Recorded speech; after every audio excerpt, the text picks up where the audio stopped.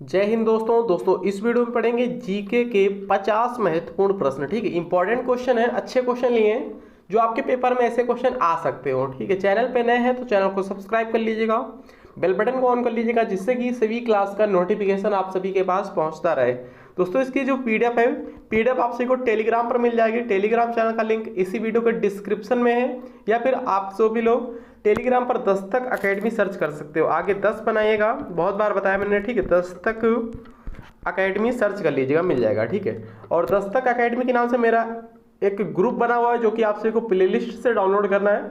वहाँ पर मैंने क्या कर रखा है, वहाँ पर दोस्तों मैंने पीडीएफ जो होती है मॉक टेस्ट की 15 फुल मॉक टेस्ट मैंने बनवा रखे हैं। ठीक है, जिसको परचेस करना 99 रुपीज़ का प्राइस रखा गया, चार्ज है उसका, और टाइप किए हुए क्वेश्चन इंपॉर्टेंट क्वेश्चन है, तो आप लोग वहाँ से परचेस कर सकते हो विद सोल्यूशन के साथ। ठीक है दोस्तों, हिंदी लैंग्वेज में है वो, तो जिसको मॉक टेस्ट लगाने मॉक टेस्ट भी लगा सकता है, चाहे किस भी एग्जाम की तैयारी कर रहा है वो। तो प्ले स्टोर पर मॉक टेस्ट मिलेगा, प्ले स्टोर पर जरूर आप सभी लोग विजिट करें एक बार। ठीक है, और वहाँ पीडीएफ है, वो पीडीएफ आप सभी को डाउनलोड करनी होगी। तो पहला क्वेश्चन देखिएगा, पहला क्वेश्चन अच्छा है, ध्यान से देखिएगा। भारतीय कृषि अनुसंधान परिषद की स्थापना हुई, कब हुई थी दोस्तों? भारतीय कृषि अनुसंधान परिषद की स्थापना कब हुई थी?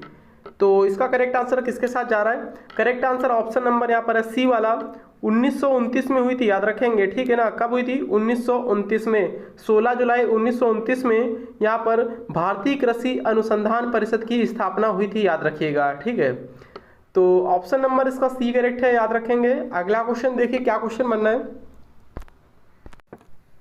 अगला क्वेश्चन ध्यान से देखिएगा, क्या क्वेश्चन बनना है। धान में खैरा बीमारी का कारण है, धान में खैरा बीमारी का दोस्तों क्या कारण है पूछा गया, आप सभी से बताइएगा। यहाँ पर जस्ते की कमी, फफूंद का प्रकोप, क्षारीयता, या फिर मैग्नीशियम की कमी।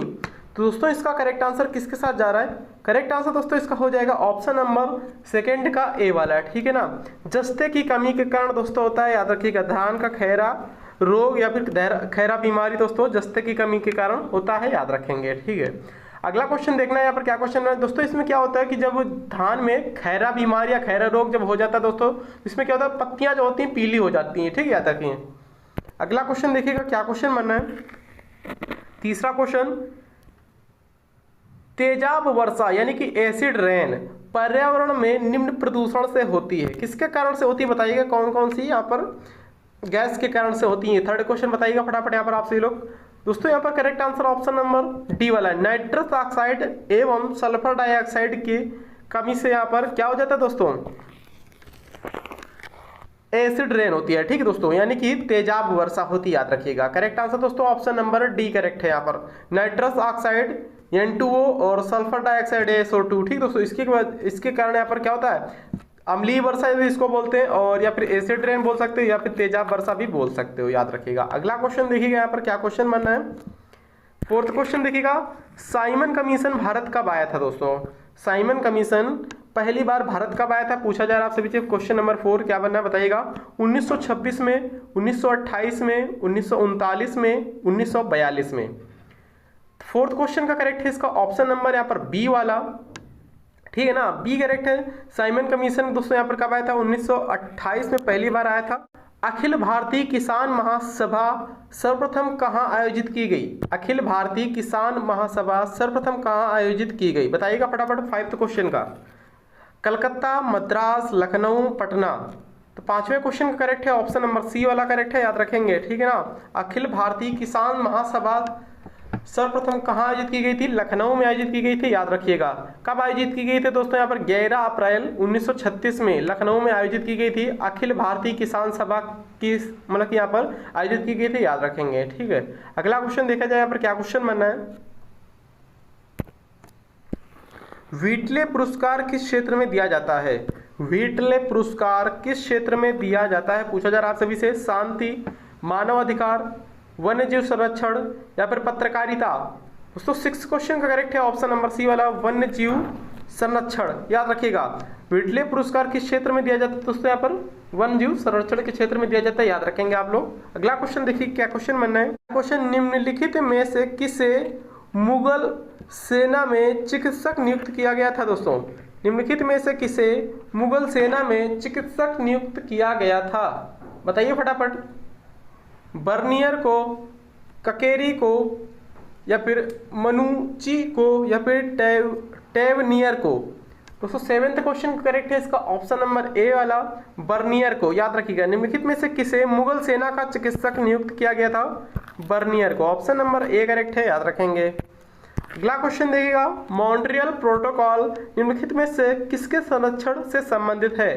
मॉन्ट्रियल प्रोटोकॉल किसके संरक्षण से संबंधित है पूछा गया, आप सभी से बताइएगा। दी करेक्ट आंसर इसका ऑप्शन नंबर सी वाला ओजोन संरक्षण से संबंधित है ये मॉन्ट्रियल प्रोटोकॉल। ठीक है दोस्तों, इसकी स्थापना दोस्तों हुई थी 16 सितंबर 1987 में। ठीक है दोस्तों, मॉन्ट्रियल ये कहाँ है दोस्तों? कनाडा में स्थापना की गई थी, याद रखिएगा। ठीक है, अगला क्वेश्चन देखिएगा दोस्तों, इसमें 33 देश मतलब कि इसमें जो 33 देश हैं वो समझौते किए 33 देशों ने। ठीक है, याद रखेंगे आप सभी लोग। तो आप सभी से कभी कभी पूछा जाता है ओजोन दिवस कब मनाया जाता है दोस्तों? ये 16 सितंबर को ही ओजोन दिवस मनाया जाता है, याद रखेंगे। दामोदर नदी निकलती है, कहाँ से निकलती है दामोदर नदी दोस्तों? बताइएगा फटाफट। 9th क्वेश्चन, तिब्बत से, छोटा नागपुर पठार से, नैनीताल के पास से, या फिर सोमेश्वर पहाड़ी के पश्चिमी ढाल से।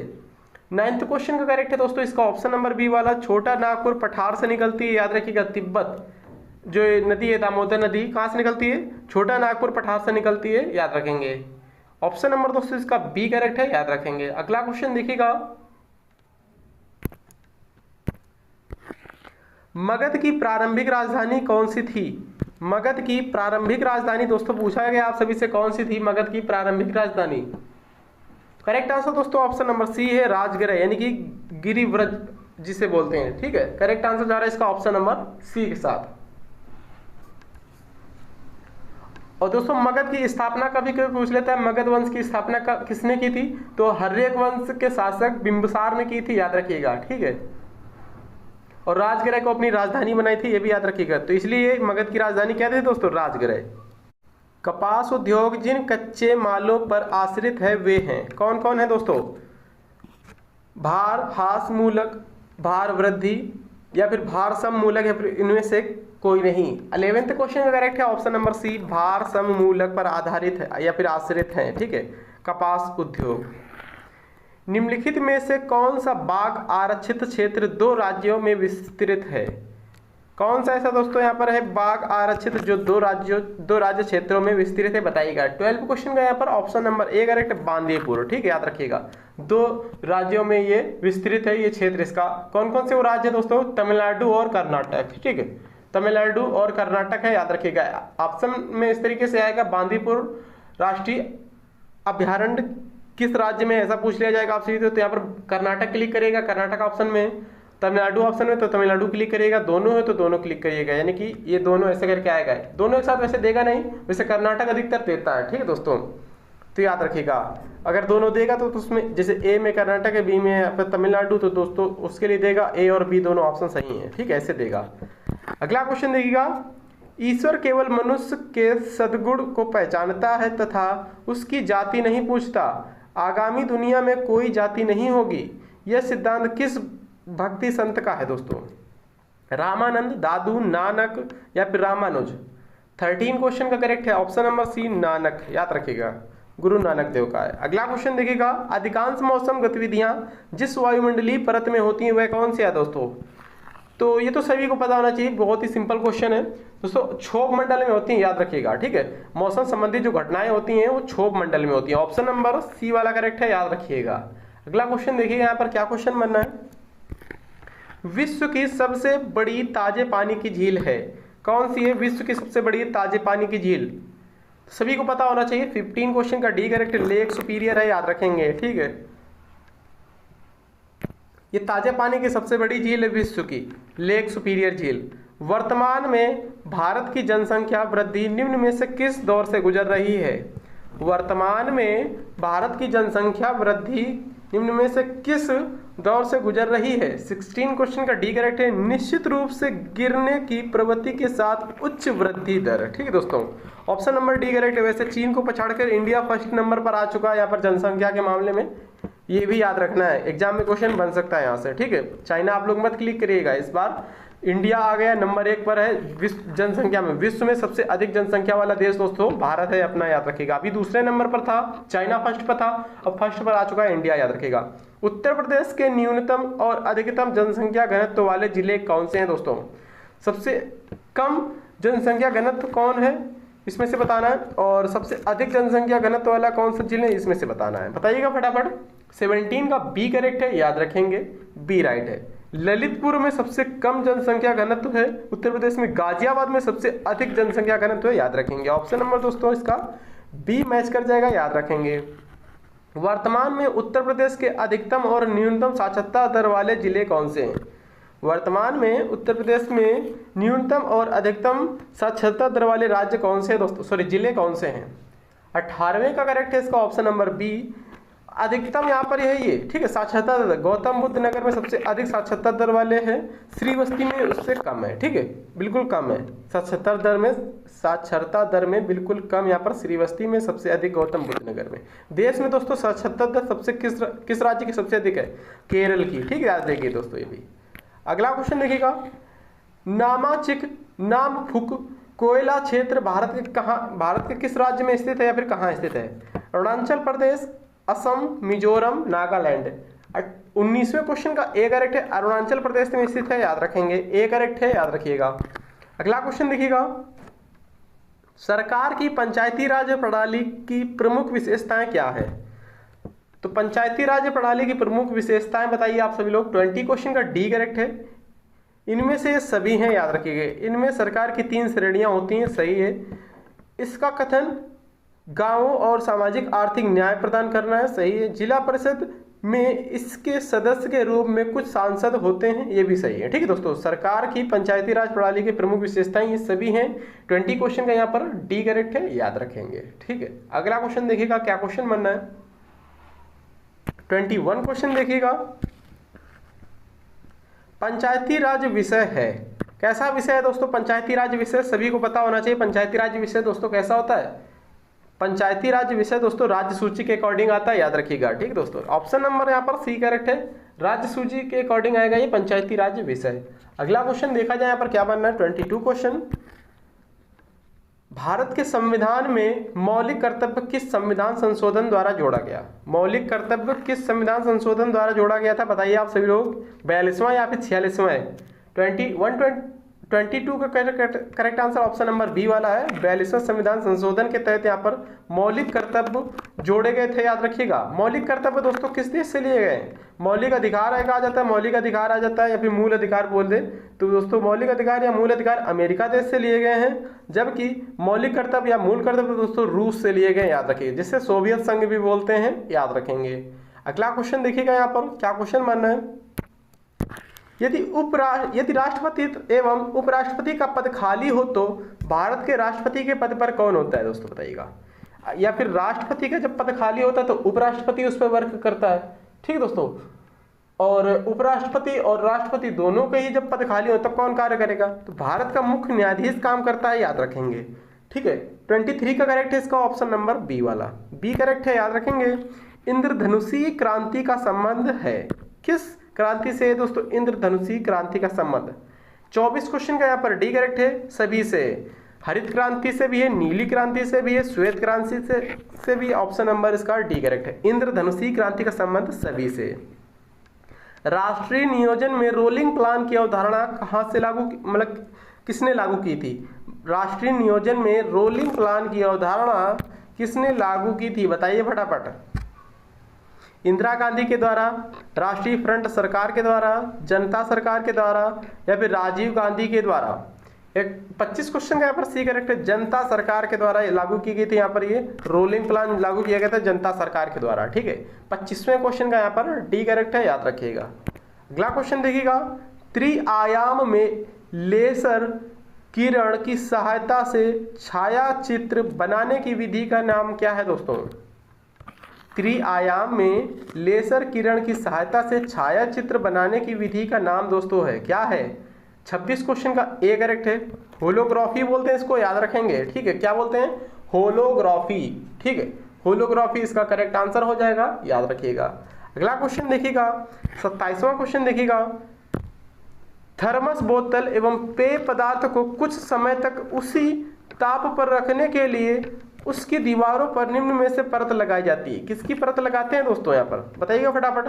थर्मस जो होता है उसमें या फिर बोतल होते हैं, थर्मस बोतल जो होता है, या फिर पेय पदार्थ जो भी होते हैं, ठीक है, जिससे कोल्ड ड्रिंक वगैरह हुआ, तो उसमें ठंडा बना रहने के लिए जिससे होता है तो उसको, या फिर ताज़ा बना रहने के लिए उसमें क्या किया जाता है दोस्तों, जैसे कि ठंडा है तो ये तापमान है, ठीक है, गर्म है तो गर्म रखने के लिए, जैसे चाय है गर्म रखने के लिए, ठीक है, थर्मस में कभी कभी रखते हैं, तो उसमें कौन सी लेप चढ़ी होती है, कौन सी परत चढ़ी होती है, किस चीज़ की पेंटिंग की जाती है, पूछा गया है। 27 क्वेश्चन का करेक्ट है सी, रजत परत चढ़ी होती है, याद रखिएगा, ठीक, कौन सी, रजत परत, ठीक है, ऑप्शन नंबर सी करेक्ट है।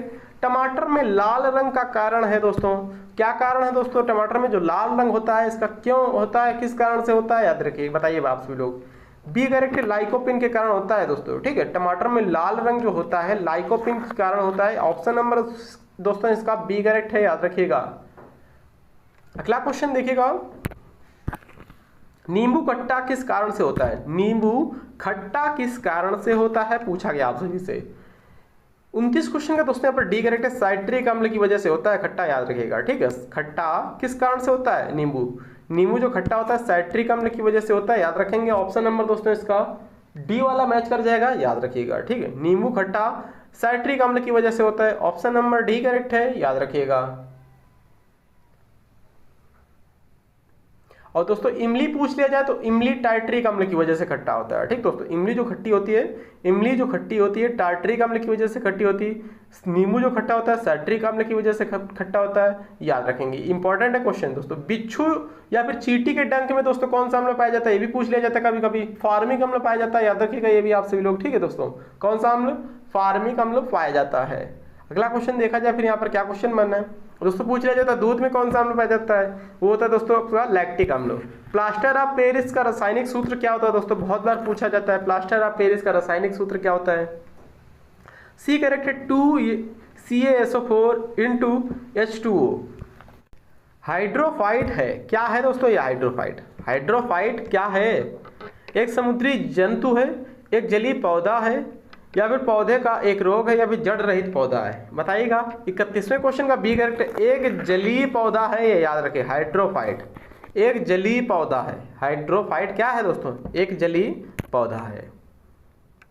अगला क्वेश्चन देखिएगा, जेनेटिक्स निम्नलिखित में से किसका अध्ययन है दोस्तों, जेनेटिक्स निम्नलिखित में से किसका अध्ययन है, पूछा गया, आप सभी से क्या क्लिक करोगे। 32वें क्वेश्चन का यहाँ पर डी करेक्ट है, अनुवांशिकता का विचरण है, अनुवांशिकता और विचरण है। जेनेटिक्स निम्नलिखित में से किसका अध्ययन है, अनुवांशिकता, मतलब जेनेटिक्स जो है इसमें किसका अध्ययन है, अनुवांशिकता और विचरण। ऑप्शन नंबर डी करेक्ट है, याद रखेंगे। लैंगिक जनन से अनुवांशिक विचरण कैसे होता है, लैंगिक जनन से अनुवांशिक विचरण कैसे होता है, पूछा गया है। 33वें क्वेश्चन का यहाँ पर डी करेक्ट है, उपयुक्त सभी से होता है, ठीक है, जीन के सम्मिश्रण से, क्रोमोसोम के बदलाव से, जीन के मिश्रण से, याद रखिए डी करेक्ट है। धान के खेत से निकलने वाली गैस है, कौन सी गैस दोस्तों निकलती है धान के खेत से, 34वें क्वेश्चन बताइएगा, ईथेन, मीथेन, नाइट्रोजन या फिर सभी। ऑप्शन नंबर डी करेक्ट है इसका, धान के खेत से सभी गैसें निकलती हैं, ईथेन, मीथेन, नाइट्रोजन, याद रखिएगा। अगला क्वेश्चन देखिएगा, फसल रोगिंग विधि है, क्रॉप लॉगिंग मेथड कौन सा दोस्तों, फसल लॉगिंग विधि कौन सी है। 35वें क्वेश्चन का क्या करेक्ट है बताइएगा फटाफट, आप सभी लोग कमेंट करिएगा दोस्तों। इसका correct answer option number B वाला है, याद रखेंगे आप लोग, बी राइट है, ठीक है। फसलोत्पादन के लिए पोषक तत्वों की आवश्यकता जानने के लिए पौधे विसरण है, ठीक है, ऑप्शन नंबर यहाँ पर डी करेक्ट है, के लिए पौधे विसरण बोल सकते हो। फल पकने में सहायक हार्मोन है, कौन सा है दोस्तों, राइपिंग हार्मोन कौन सा है, फल पकने में सहायक हार्मोन कौन सा दोस्तों, एथिलीन होता है, याद रखेंगे। C2H4 इसका फॉर्मूला होता है C2H4, ठीक है, एथिलीन होता है। फल को पकने के लिए कौन सा अम्ल होता है दोस्तों, या फिर कौन सा हार्मोन होता है, ये होता है एथिलीन, ठीक है, याद रखिएगा। अगला क्वेश्चन देखिएगा, यहाँ पर क्या क्वेश्चन बना है, काली मिट्टी सबसे अधिक उपयुक्त होती है, कौन सी खेती के लिए उपयुक्त होती है सबसे अधिक काली मिट्टी, तो दूसरे कपास के लिए होती है, ऑप्शन नंबर सी वाला करेक्ट है, याद रखिएगा। कपास की खेती के लिए काली मिट्टी सबसे अधिक महत्वपूर्ण होती है, याद रखेंगे। आईसी चिपों द्वारा निर्मित प्रथम डिजिटल कंप्यूटर जाना जाता है, कौन सा है वो डिजिटल कंप्यूटर जो आईसी चिप की मदद से बनाया गया है? सी करेक्ट है, IBM 1660 है वो, ठीक है। IBM 1660 आईसी चिपों द्वारा निर्मित प्रथम डिजिटल कंप्यूटर जाना जाता है IBM 1660, सॉरी 1620 है यहाँ पर, 1660 नहीं। क्रायोजेनिक इंजन का इस्तेमाल होता है बोइंग में तीव्र रेल इंजन के रूप में, स्पेस शटल में, परमाणु भट्टी में। तो 39वें क्वेश्चन का करेक्ट है यहाँ पर ऑप्शन नंबर सी वाला, स्पेस शटल में, याद रखेंगे सी करेक्ट है। क्रायोजेनिक इंजन का इस्तेमाल किया जाता है स्पेस शटल में, याद रखेंगे, ठीक है। 39 क्वेश्चन का यहाँ पर सी करेक्ट है। वायुमंडल में उपस्थित ओजोन परत अवशोषित करती है, क्या अवशोषित करती है? वायुमंडल में उपस्थित ओजोन परत अवशोषित करती है, क्या अवशोषित करती है दोस्तों?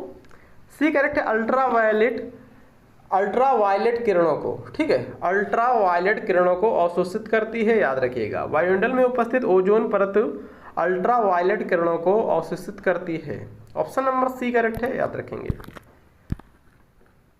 देखिएगा, निम्नलिखित या फिर निम्न में से कौन सी गैस वैश्विक उष्णता के लिए उत्तरदायी, या फिर ग्लोबल वार्मिंग भी बोल सकते हो वैश्विक उष्णता को, ठीक है। कौन सी गैस है जो ग्लोबल वार्मिंग के लिए जिम्मेदार है या फिर उत्तरदायी है? दोस्तों इसका करेक्ट है ऑप्शन नंबर सी वाला, कार्बन डाइऑक्साइड और मीथेन, ठीक है दोस्तों। कार्बन डाइऑक्साइड और मीथेन है वो, याद रखिएगा, कार्बन डाइऑक्साइड और मीथेन है, याद रखिएगा, ग्लोबल वार्मिंग के लिए उत्तरदायी है। उत्तर प्रदेश शासन ने एग्रो पार्क स्थापित किए हैं, कहाँ कहाँ स्थापित किए हैं दोस्तों, बताइएगा। उत्तर प्रदेश शासन ने एग्रो पार्क स्थापित किए हैं, कहाँ कहाँ स्थापित किए गए? सभी जगह दोस्तों स्थापित किए गए, हापुड़ में, लखनऊ में, सहारनपुर में, वाराणसी में। 1 2 3 4 ऑप्शन नंबर डी करेक्ट है। एग्रो पार्क पूछ लिया जाए कहाँ कहाँ स्थापित किए गए, तो ऑप्शन है तो सभी ऑप्शन क्लिक करिएगा। भारत ने अपना पहला परमाणु परीक्षण कब किया था दोस्तों? भारत ने अपना पहला परमाणु परीक्षण कब किया था? 13 मई 1998 ऑप्शन में है, ऑप्शन नंबर डी में है। 13 मई 1998 में राजस्थान में यहाँ पर किया गया था परमाणु परीक्षण, याद रखिएगा, ठीक दोस्तों। राजस्थान के पोखरण में किया गया था। उत्तर प्रदेश की अर्थव्यवस्था नामक पुस्तक किसके द्वारा लिखी गई दोस्तों, बताइएगा फटाफट, किसके द्वारा लिखी गई है दोस्तों? करेक्ट आंसर इसमें से कोई नहीं है, ये फिर ए और बी दोनों होने चाहिए थे, ठीक दोस्तों। अरविंद नारायण और अतुल चंद्र ने लिखी है दोस्तों, याद रखिएगा, ठीक। 45 क्वेश्चन का यहाँ पर बी करेक्ट है। अगला क्वेश्चन देखिए क्या क्वेश्चन बनना है यहाँ पर, इंपॉर्टेंट है ये भी क्वेश्चन। निम्नलिखित में से किस क्रिकेट एसोसिएशन ने दुनिया का सबसे बड़ा या फिर दुनिया के सबसे बड़े क्रिकेट बल्ले का अनावरण किया है? किस राज्य ने किया है दोस्तों, बताइएगा। किस क्रिकेट एसोसिएशन ने किया है, बताइएगा दोस्तों। करेक्ट आंसर हैदराबाद एसोसिएशन ने किया गया है, हैदराबाद क्रिकेट एसोसिएशन ने किया है, याद रखिएगा, ठीक है। इसके दोस्तों अध्यक्ष कौन है? अध्यक्ष इसके हैं मोहम्मद अजहरुद्दीन ने। यहाँ पर टैंक बंड परनोड दुनिया का। उत्तर प्रदेश सरकार ने किस स्टेशन का नाम बदलकर अयोध्या कैंट का निर्णय लिया है दोस्तों? मतलब कि निर्णय क्या लिया है, बदल ही दिया गया है, ठीक दोस्तों। उत्तर प्रदेश के किस रेलवे स्टेशन का नाम बदलकर अयोध्या कैंट कर दिया गया है, याद रखिएगा, बताइएगा आप लोग। फैजाबाद रेलवे स्टेशन का, ठीक है। 47 क्वेश्चन का ये करेक्ट है, Faizabad railway station. A century is not enough पुस्तक के लेखक कौन है दोस्तों? A century is not enough. 48वें क्वेश्चन का यहाँ पर सी करेक्ट है, सौरव गांगुली हैं, याद रखिएगा। A century is not enough पुस्तक के लेखक कौन है?